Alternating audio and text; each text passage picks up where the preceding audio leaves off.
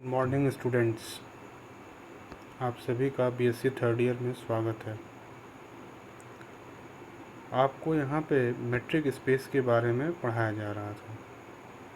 Metric space क्या होता है, मेट्रिक स्पेस कहाँ से आता है, मेट्रिक स्पेस का कॉन्सेप्ट क्या है। तो हमें ये पता चला कि मेट्रिक स्पेस रियल नंबर्स के प्रॉपर्टीज़ को या कॉन्सेप्ट्स को हम किसी जनरल सेट पर ले आते हैं। किसकी मदद से? डिस्टेंस की मदद से। और डी, अगर यह डी चार प्रॉपर्टीज़ को सेटिस्फाई करता है, पहला नॉन नेगेटिव कंडीशन, दूसरा नल कंडीशन, तीसरा सिमेट्रिक कंडीशन और चौथा ट्रायंगुलर इनइक्वलिटी, तो हम कहते हैं कि डी दिए गए स्पेस पर एक मैट्रिक बनाता है और वह मैट्रिक स्पेस बन जाता है। इस तरीके से हम मैट्रिक स्पेस के कुछ एग्जांपल्स, यूजुअल मैट्रिक स्पेस को देखा, डिस्क्रीट मैट्रिक स्पेस को देखा और भी कुछ एग्जांपल्स लिए। आगे हम चलते हैं, उसी क्रम में नया स्पेस पढ़ते हैं, फ्रेचेट स्पेस। क्या है फ्रेचेट स्पेस? कहता है yes let S is equal to X such that X is equal to X I. X I का मतलब क्या हुआ कि ये जो एक्स आई दिख रहा है मतलब ये सीक्वेंस है, ठीक। और ये कहाँ का होना चाहिए? आर और सी का, यानी रियल नंबर भी हो सकता है या कॉम्प्लेक्स नंबर भी हो सकता है। फिर be the set of sequence of real और कॉम्प्लेक्स नंबर,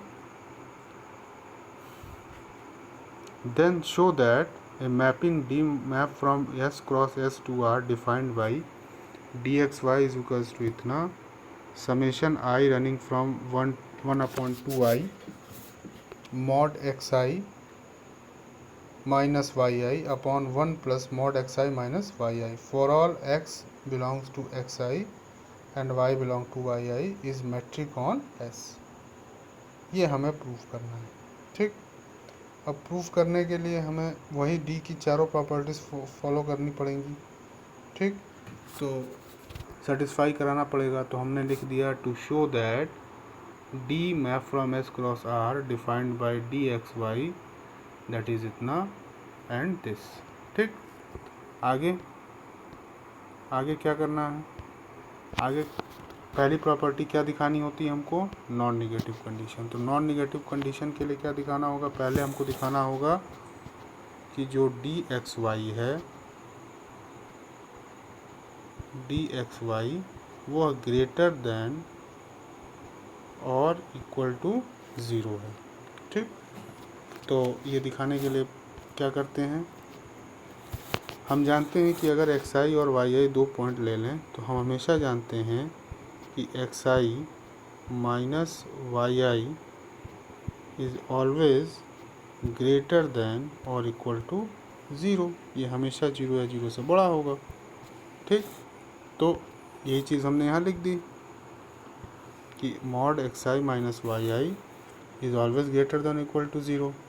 अब हम इसमें अगर ये greater than equal to zero है, इसमें one plus mod x I minus Y i को डिवाइड कर दें तो ये भी ग्रेटर देन और इक्वल टू ज़ीरो हो जाएगा।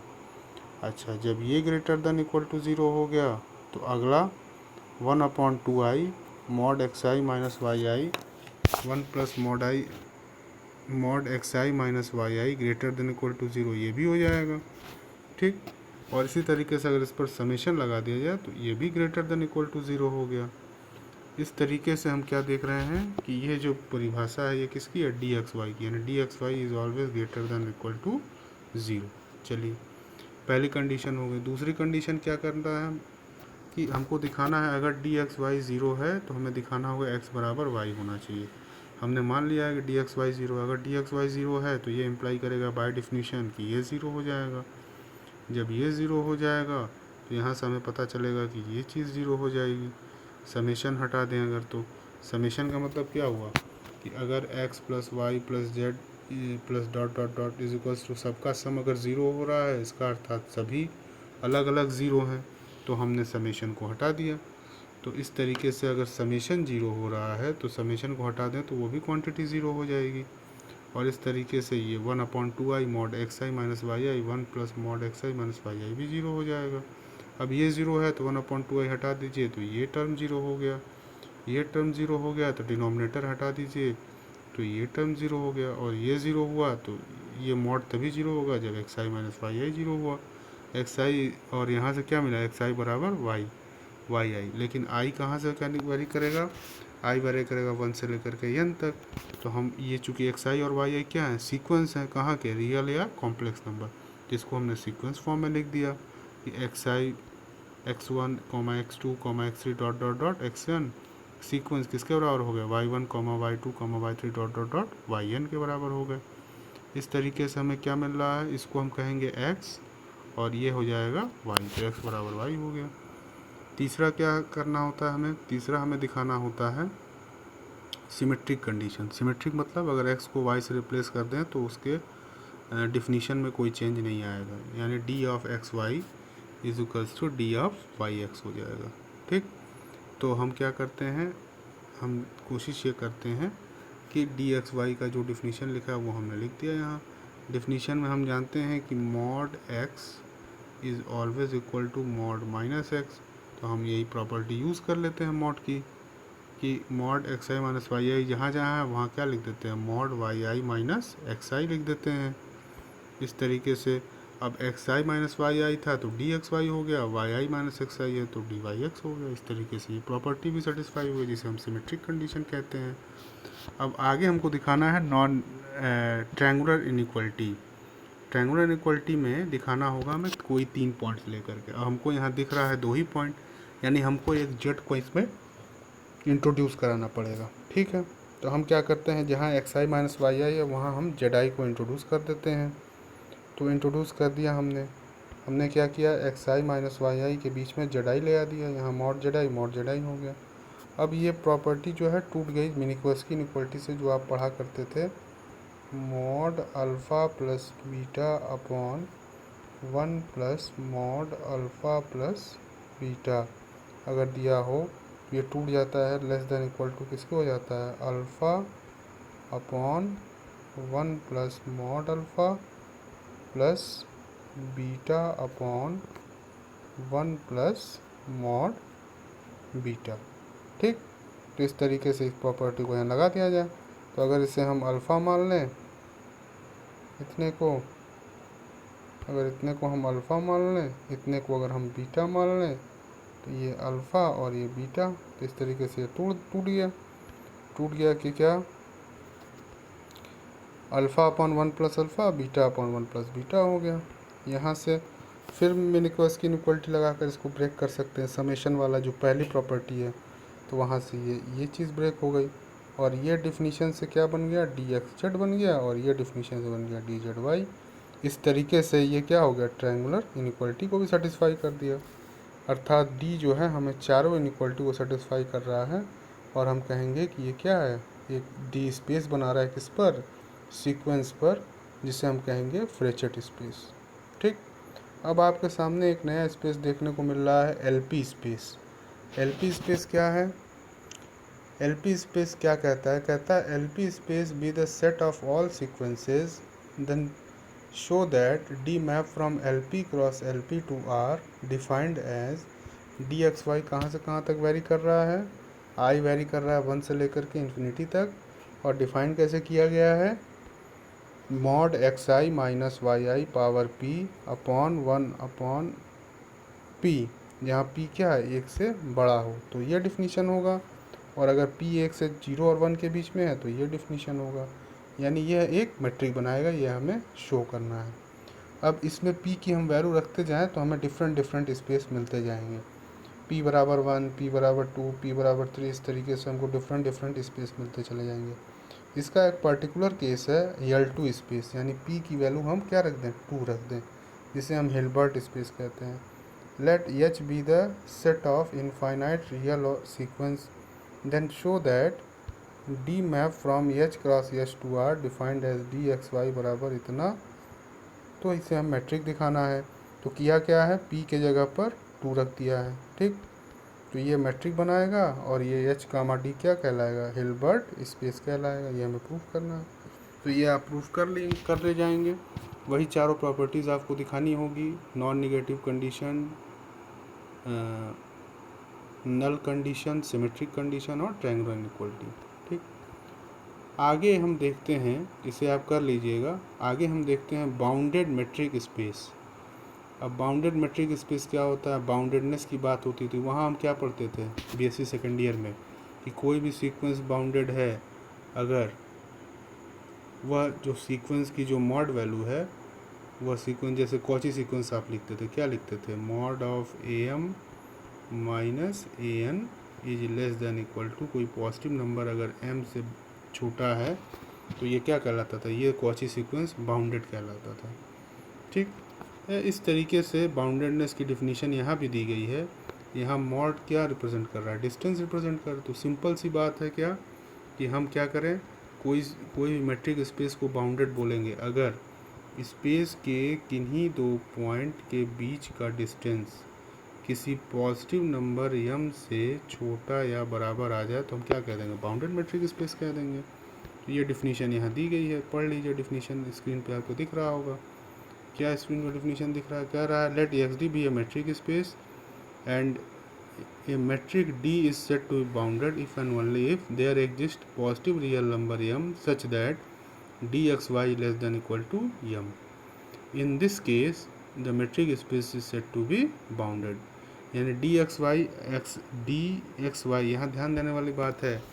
In this situation, XD is called bounded metric space। अर्थात हमको पहले D जो है, जो मेट्रिक बन रहा था, अगर वो यह प्रॉपर्टी भी सेटिस्फाई करने लगे कि d ऑफ xy जो है वह लेस देन इक्वल टू किसी पॉजिटिव नंबर m से हो जाए, तो ये मेट्रिक स्पेस अब मेट्रिक स्पेस नहीं रहा बल्कि बाउंडेड मेट्रिक स्पेस हो जाता है। ठीक, अब इस पर कुछ एग्जांपल देख लेते हैं। अच्छा, इन शॉर्ट ये भी कहा गया है कि मेट्रिक स्पेस को बाउंडेड कहा जाता है अगर स्पेस के सारे पॉइंट्स के आप सुप्रीमम ले लीजिए और वह किसी पॉजिटिव नंबर m से छोटा आ जाए, तो इसे हम क्या कहेंगे? Bounded metric space. बात वही है।